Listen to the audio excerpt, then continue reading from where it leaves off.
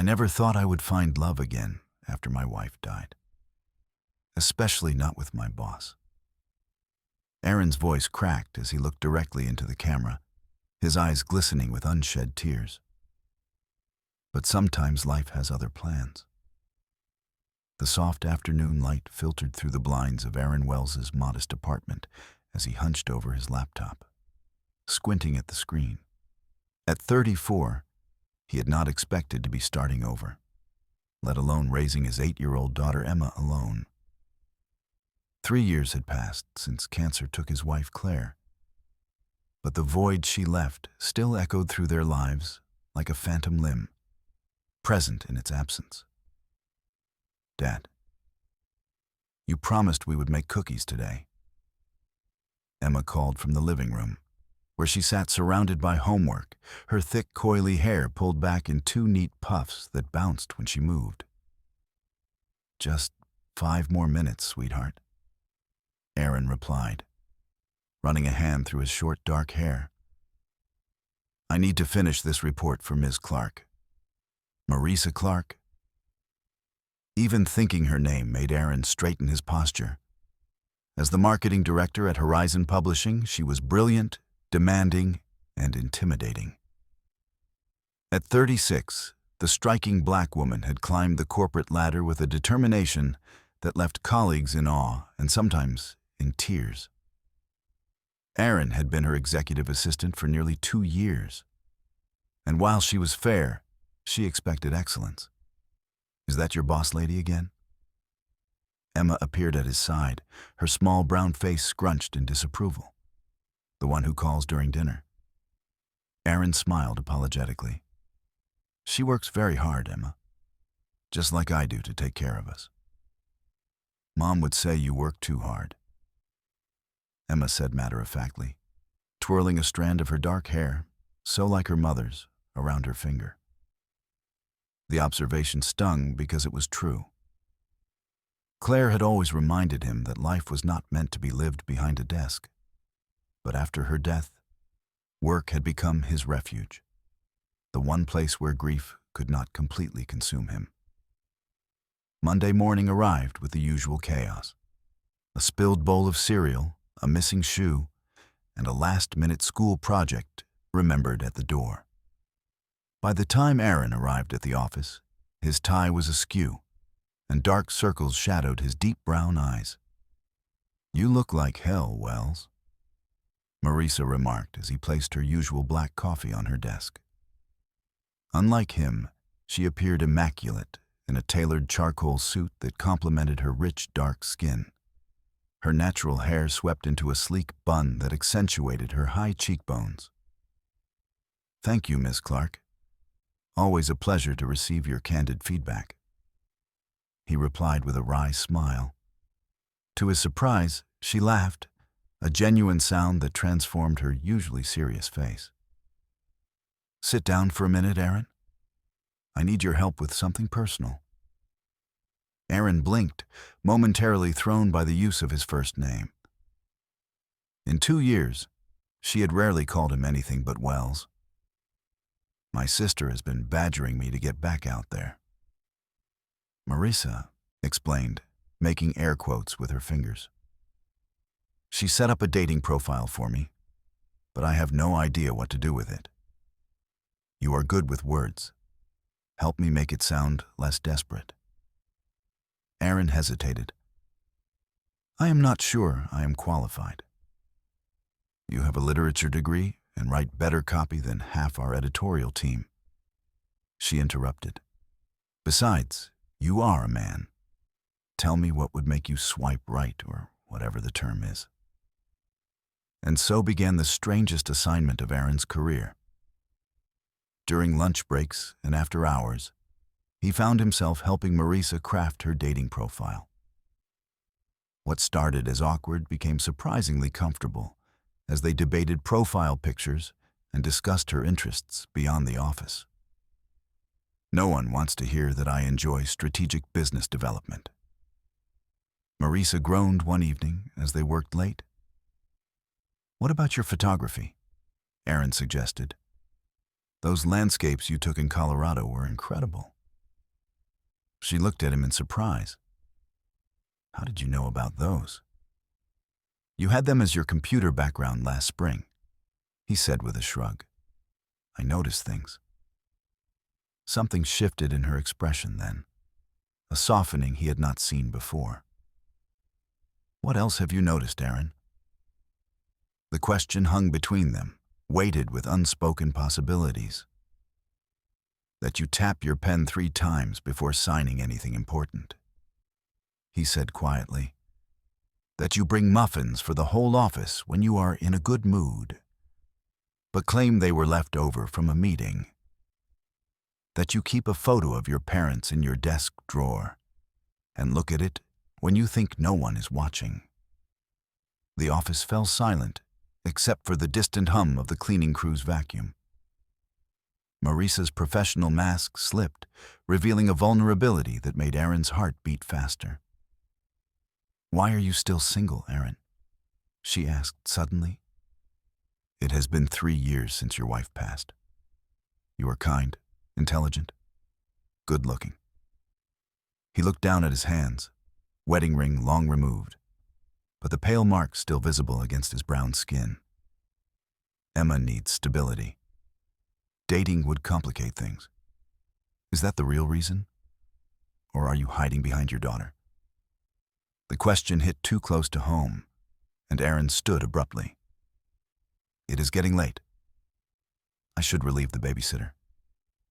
For the next week, a strange tension simmered between them.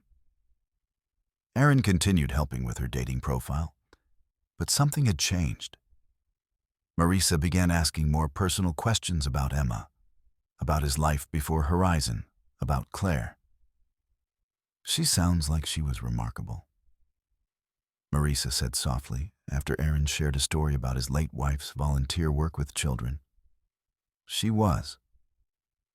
Aaron agreed, surprised to find he could speak about Claire without the usual crushing grief. She would have liked you, actually. She had no patience for pretense, either. Marisa smiled, then looked at her computer screen with a frown. I think the profile is done. Want to see the final version? Aaron moved to stand behind her chair, close enough to catch the subtle scent of her perfume, something citrusy and warm. The profile showed a different Marisa than the one who commanded the office. A woman who loved hiking at dawn, collected vintage cameras, and made terrible but enthusiastic attempts at baking. It is perfect, he said. You will have matches lining up. Marisa turned in her chair, looking up at him with an expression he could not quite read. I have been thinking, Aaron. This feels ridiculous. The profile? We can change. No, she interrupted, standing so they were face to face. This whole situation, me pretending I want to meet strangers online when... She took a deep breath. Why do you not just take me out instead? The world seemed to stop. Aaron stared at her, certain he had misheard. You what? You know me better than anyone has in years, she said, her professional confidence wavering slightly. And I have seen how you look at me when you think I will not notice. Heat rushed to his face. You are my boss. Technically, HR is your boss. I just tell you what to do, she said with a small smile. But if that is your only objection... Emma, he said weakly, though his heart was racing. It would be complicated. Life is complicated, Aaron. That does not mean we stop living it. Her words echoed what Claire used to say so closely that it took his breath away. That night, Aaron sat on the edge of Emma's bed after tucking her in, his mind still reeling from Marisa's proposition. Dad? Emma asked sleepily. Are you okay? You are making your worried face. He smoothed her hair back, marveling at how much she looked like her mother. I am fine, sweetheart. Just thinking about work. Sort of. He hesitated. Emma, how would you feel if I started spending time with someone? Not to replace Mom, he added quickly. Emma was quiet for so long that Aaron thought she might have fallen asleep. Then she said, Is it your boss lady? Aaron nearly fell off the bed. What? How did you... You smile when you talk about her, Emma said simply. And you fixed your hair before you went to work on Tuesday. You never fix your hair. Children, Aaron thought with amazement. See everything. Would that be okay with you? He asked carefully. Emma considered this with a serious deliberation only an 8-year-old could muster. Will she make you happy? Because you have been sad for a really long time, Dad. Tears pricked at Aaron's eyes. I think she might, Emma.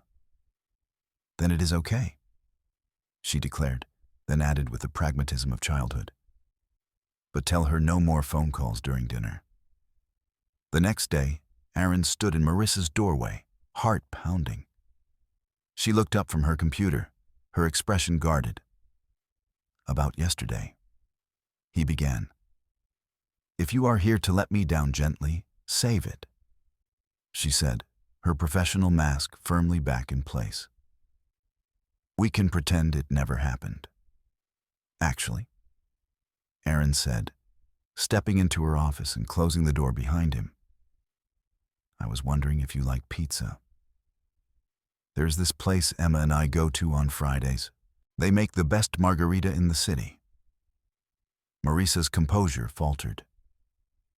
Are you asking me to join you and your daughter for dinner? Yes, he said, finding courage he did not know he had. But fair warning, she has some strict rules about phone calls during meals. The smile that bloomed across Marissa's face was worth every moment of fear. I think I can manage that. Their first date was nothing like Aaron had imagined. Emma interrogated Marissa about everything from her favorite color to whether she believed in aliens. To his surprise, Marissa handled it with grace and genuine interest, never once talking down to his daughter. She is not what I expected, Aaron admitted to his sister-in-law Jordan after she picked up Emma for a sleepover the following weekend. You mean she is not the ice queen you described for 2 years? Jordan teased, her warm brown eyes twinkling with amusement. Claire would approve. You know, she always said you needed someone who could challenge you. The mention of Claire no longer felt like a knife to his heart. Instead, it brought a bittersweet warmth.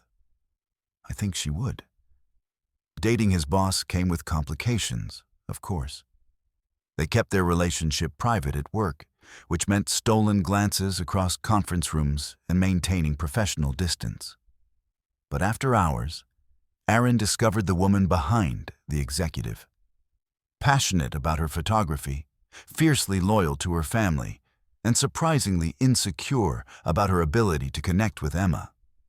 I never thought I would be a mother figure, Marissa confessed one night as they walked along the riverfront, hands intertwined, 2 black silhouettes against the city lights.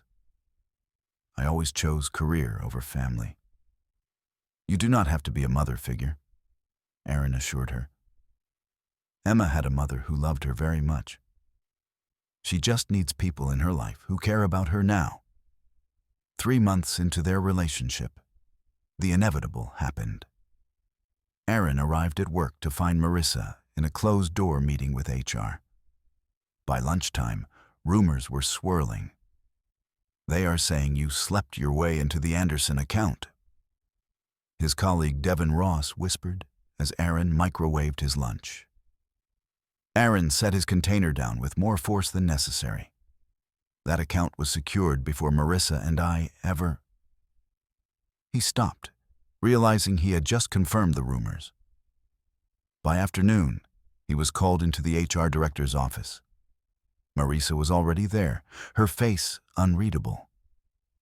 We have a strict policy about reporting relationships, the director began, which is why I have requested a department transfer for Aaron. Marissa interrupted. He will be moving to editorial as a content manager, reporting to Daniel Ortiz. Aaron stared at her. You did what? It is a promotion, she continued as if he had not spoken. one he is more than qualified for. Later, in the privacy of her office, Aaron confronted her. "You made this decision without talking to me." "I was protecting you," she said defensively. People were already talking. "I do not need protection, Marissa. I need a partner who sees me as an equal." It was their first real fight, and it exposed the fault lines in their relationship. Her tendency to take control, his fear of being seen as less than capable. For a week, they barely spoke outside of necessary work interactions. It was Emma who broke the stalemate, asking innocently at breakfast, "Did you and Marissa break up?" Because she promised to teach me how to use her camera. The simple question cut through Aaron's pride. That evening, he showed up at Marissa's apartment with a peace offering, the vintage film cameras she had been eyeing online. "I was wrong," she said before he could speak, pulling him inside. "I am used to making decisions alone. Being with you and Emma means learning to share my life in ways I never have before. And I need to remember that your intentions were good," he admitted. "I am so used to carrying everything alone that I forget what it is like to have someone want to lighten the load." Their reconciliation marked a turning point. Aaron thrived in his new role in editorial, finally using his literature degree for more than crafting emails.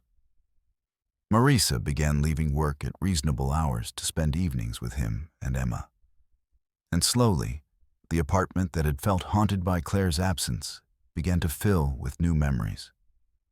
Marissa teaching Emma to bake badly, game nights that dissolved into laughter, quiet moments when Aaron would look up to find the two most important people in his life deep in conversation. On the 1-year anniversary of their first date, Aaron took Marissa back to the pizza place where it all began. Emma was conspicuously absent, staying with Jordan for the night. "Remember the first time we came here?" Aaron asked as they settled into their booth. "Emma asked if you were going to be her new mom within 5 minutes. Marissa laughed. "And you choked on your water so hard, the waiter thought you were dying." "Not my finest moment," he admitted. "But she caught me off guard. She catches everyone off guard. It is what makes her so much like you." Aaron reached across the table for her hand. "You know, a year ago I was just surviving, going through the motions for Emma's sake. I never thought I would feel this way again. Like I am actually living." "Is that your way of saying you love me, Wells?" Marissa teased, though her eyes were serious. "It is my way of saying much more than that." He pulled a small velvet box from his pocket and placed it on the table between them. "I had a whole speech planned, but I think you know by now that I am better with written words than spoken ones." Marissa stared at the box, then at him, her composure completely gone. "Aaron, you do not have to answer now," he said quickly.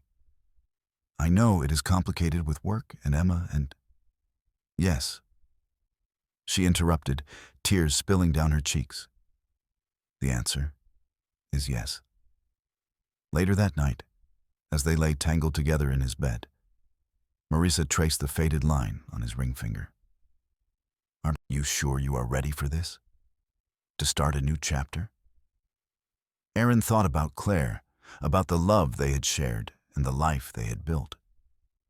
He thought about the grief that had nearly consumed him and the unexpected joy he had found with Marissa. And he thought about Emma, who had given her blessing with the wisdom of a child, who understands that hearts can expand to love more than one person. "I am not replacing what was," he said softly. "I am building something new alongside it. Claire will always be part of who I am, part of Emma. But you are our future, Marissa, if you want to be." She kissed him in answer, and Aaron knew with certainty that sometimes The most unexpected turns in life lead exactly where you are meant to go. 6 months later, they married in a small ceremony with Emma as the flower girl, her natural curls adorned with white flowers. Aaron's new book, inspired by their story, sat on the gift table. Dedicated to C, who taught me how to love, and to M, who showed me how to live again. As the camera panned out from Aaron's face, now smiling through tears, he held up a photo of their wedding day. Marisa in a simple white dress, Aaron in a blue suit, and Emma between them, all three laughing at something off camera. So that is how helping my boss with a dating profile changed everything. He concluded. Sometimes the love you are looking for is right in front of you, just waiting for you to be brave enough to see it.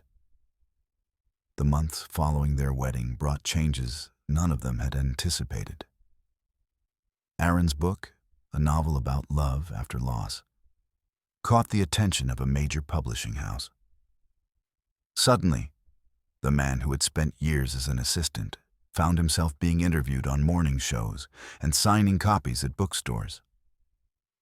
This is surreal. Aaron confessed to Marisa one evening as they prepared for a book launch event. 3 years ago, I could barely get out of bed. Now I am supposed to talk to strangers about moving forward after grief. Marisa straightened his tie, her hands lingering on his chest. You are not talking to strangers. You are giving hope to people who feel as lost as you once did. When did you become so wise? He asked, pulling her close. I learned from watching you with Emma, she said softly. The way you never let your pain keep you from being present for her. That taught me more about strength than any business course ever could. From the doorway, Emma cleared her throat dramatically. Are you two going to be mushy all night? Because Aunt Jordan is waiting in the car and she said, if we are late again, she is leaving without us? The book launch was held at a small gallery downtown, the walls covered with Marisa's landscape photographs. It had been Aaron's idea to combine their passions for the event, and the result was stunning. Words and images woven together to tell a story of transformation. Jordan found Aaron near the refreshment table, watching Marisa explain her photography techniques to a group of admirers. Your wife is something else. She is. Aaron agreed. I still cannot believe she chose me. Jordan bumped his shoulder affectionately. Claire would be so happy for you. Both of you.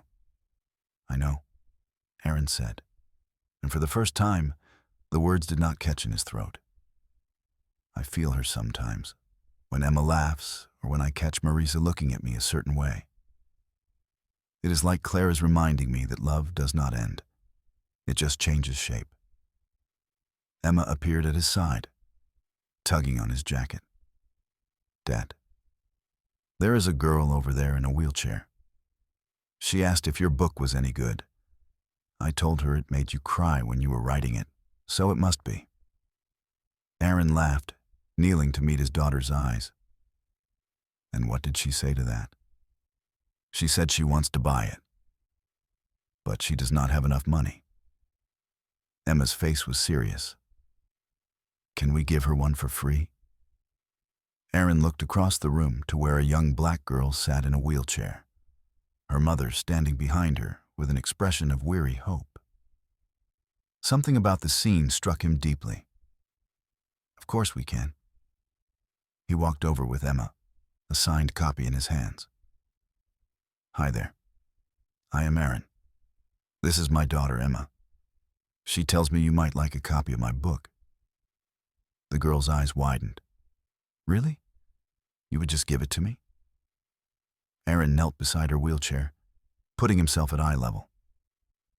Can I tell you a secret? The girl nodded. When I was writing this book, I was thinking about people who feel like the world has forgotten them. People who know what it is like to struggle. Aaron glanced at the girl's mother, then back at the child. I would be honored if you would read it." The girl clutched the book to her chest. "Thank you, Mr. Wells." As they walked away, Emma slipped her hand into Aaron's. "That felt good, Dad. Giving something to someone who needed it." "It did." Aaron agreed. "It is one of the best feelings there is." Marisa joined them a moment later, her eyes soft with emotion. "I saw what you did over there. Emma helped me find her." "Of course she did." Marisa smiled, wrapping an arm around Emma. "You raised an amazing kid, Aaron." "We are raising an amazing kid," he corrected gently.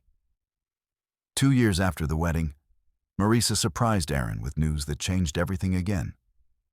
She stood in the doorway of his home office, a strange expression on her face. "We need to talk." Aaron's heart dropped. Those words never led anywhere good. "What is wrong?" "Nothing is wrong," she said, moving closer. "But I need you to sit down." He sat, his mind racing through possibilities. "Is it work? Is it Emma? Are you pregnant?" She finished, her voice barely above a whisper. "I am pregnant." Aaron stared at her, trying to process the words. "But you said—" "I know what I said," she interrupted, tears streaming down her face. "I thought I was too old. I thought I had missed my chance. But apparently life had other plans." He rose slowly, crossing the room to take her hands in his. "Are you happy about this?" Marisa looked up at him, her eyes searching his face. "Are you?" The moment hung between them, weighted with history and hope. Aaron thought about Emma, about the baby he and Claire had planned for before her diagnosis, about the dreams he had buried along with his wife. "I am terrified," he admitted, and overwhelmed, and so happy. They held each other for a long time, tears mingling, hearts racing. When Emma came home from school, they sat her down to share the news. Emma listened carefully, her 8-year-old brain processing the information. "So I am going to be a big sister?" "Yes, sweetheart, if that is okay with you." Emma was quiet for a moment, then broke into a grin. "Finally. I have been asking for a sibling forever." She paused. "Can it be a girl?" "Boys are gross. We will have to wait and see." Aaron laughed. "But whatever it is, they are going to be lucky to have you as their big sister." That night, after Emma had gone to bed, Aaron and Marisa sat on the balcony, watching the city lights twinkle below. "I never thought I would have this again," Aaron said softly. "A family, a future, someone to grow old with." Marisa leaned her head on his shoulder. "Are you thinking about Claire?" "Always," he admitted, "but not with sadness anymore. She gave me Emma. She taught me how to love, and I think she would be proud of the life we are building." Marisa took his hand and placed it on her still flat stomach. "This baby will know about her. They will know they come from a legacy of love." Aaron felt tears prick his eyes. "I want them to know all of it, the joy and the pain. How loss can break you open so that something new can grow." They sat in comfortable silence, the future stretching before them like an unwritten book. There would be challenges ahead. Of that Aaron was certain. Sleepless nights and difficult conversations, moments of doubt and fear. But there would also be laughter. Birthday parties and graduations, Emma teaching her sibling to ride a bike, Sunday dinners with Jordan and the family they had built together. "Dad?" Emma's voice drifted from the doorway. "I cannot sleep. Come here, sweetie." Emma padded out onto the balcony, climbing into her father's lap. "I was thinking about the baby. What about them? Will you still love me the same when they come?" Aaron's heart clenched. He wrapped his arms around his daughter, breathing in the familiar scent of her shampoo. "Listen to me very carefully, Emma. Love does not divide. It multiplies. This baby will not take any of my love, away from you. It will just mean there is more love in our family. Like how you love Marisa and Mom? Exactly like that. Emma was quiet for a moment, then snuggled closer. Okay, I believe you. Good. Because it is the truth. Marisa watched the exchange with tears in her eyes. When Emma finally fell asleep in Aaron's arms, she whispered, "You are an incredible father. I had a good teacher." He replied, thinking of Claire's patience, her wisdom, her unwavering love. 7 months later, in a delivery room filled with nervous energy and hope, Marcus James Wells came into the world. He was small and loud and absolutely perfect. Emma peered at her baby brother with wide eyes. "He is so tiny." "You were this tiny once," Aaron told her, "and just as loud." "I was not." "You were louder," Marisa said with a tired smile. "Your dad has videos." Emma considered this and reached out to touch Marcus's tiny hand. "Hi, baby. I am your big sister. I am going to teach you everything." Aaron looked at his wife, his daughter, his son, the family he had never expected to have again, the love he had never expected to feel. "I thought my story ended when Claire died," he said quietly. "I was wrong. It was just the end of a chapter." Marisa reached for his hand, and the beginning of a new one. "Yes," Aaron agreed, tears streaming down his face. The beginning of everything. As the camera panned out from Aaron's face, now smiling through tears, he held up a photo of their family. Marisa holding baby Marcus, Aaron with his arm around Emma, all four of them illuminated by the golden light of a California sunset. So that is how helping my boss with a dating profile changed everything. He concluded, "Sometimes the love you are looking for is right in front of you, just waiting for you to be brave enough to see it. And sometimes the family you are meant to have is the one you could never have imagined." If our story touched your heart, remember this. It is never too late for a second chance at happiness. It is never too late to let love in. And it is never too late to believe that the best chapters of your life might still be waiting to be written. This is not just a story about a black widower, a black executive, or a brave little black girl. This is a story about the simplest thing and the most profound. Love finds a way, always. Miracles do not come from luck. Miracles come from hearts that never give up.